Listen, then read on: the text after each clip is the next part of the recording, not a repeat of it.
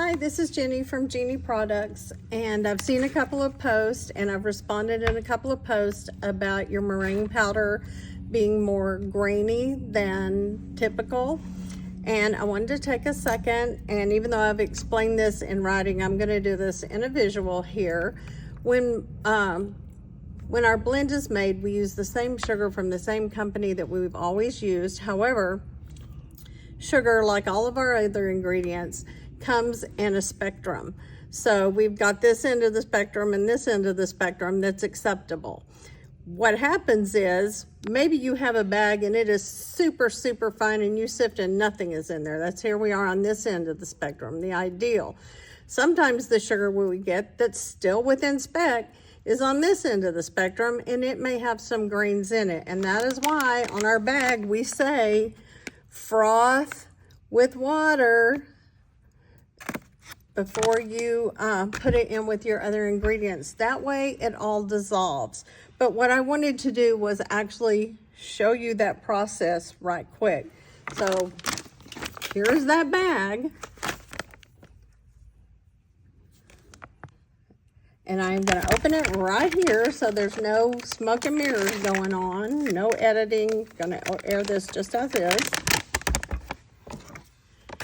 And I'm gonna scoop out. I'm using 1/4 of a cup because that is what I'm using in my royal icing right now because it's kind of dry here. Sometimes you can use 1/3 of a cup. I love though when you can get away using 1/4 of a cup. And I'm gonna sift this out so you can see what we have. Okay, first you'll see that there are some granules of powdered sugar and I can just push those through. And then you can see, I don't know if you can see, but there are a few grains in there. I'm trying to see if I can get them in my hand where you can see them better. There are a few grains of sugar in that 1/4 cup. So I'm going to put that back in there, every bit. I'm going to tap this on here. So anything that might be grainy is going to go in here. Sometimes you're going to sift it, you may find more sugar than I did in that sift, but either way, when you put it into your water, and this is a 1/2 cup of water, just like our recipe talks about. Normally I would whisk this, but I'm not at my test kitchen, so I don't have a whisk with me, and I had to go get some stuff to be able to do this, because obviously some of you are really concerned. And I want to address those concerns. So what you're going to do is mix this up. And I don't say hot water. Use tap water, like a little bit warm. And whisk it. And you're going for a look of what I always say is beer foam.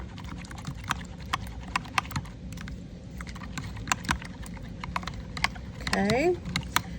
If I had my whisk, this would be a little bit fluffier, foamier, but this is working, so you can get the drift.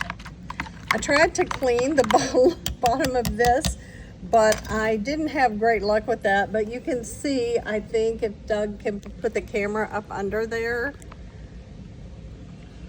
you can see that there's no residue down there.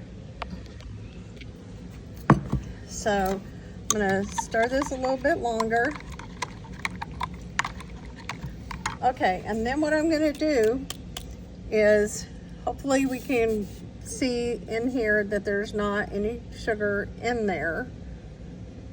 Maybe one little granule there. And I'm going to strain it through into, this black container.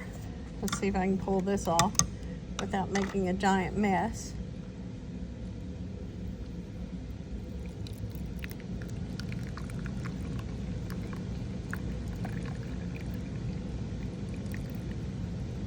You can see some air bubbles, but there's not any grains of sugar.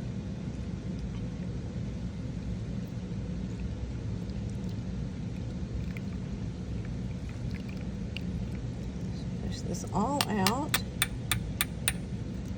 and then I'm going to push it with my finger to try and break these air bubbles up so you can see even on my fingertips, there's absolutely nothing because it all dissolves away completely. So if it does have some sugar grains in there, if you follow the directions on the bag with your preparation, then that's all resolved.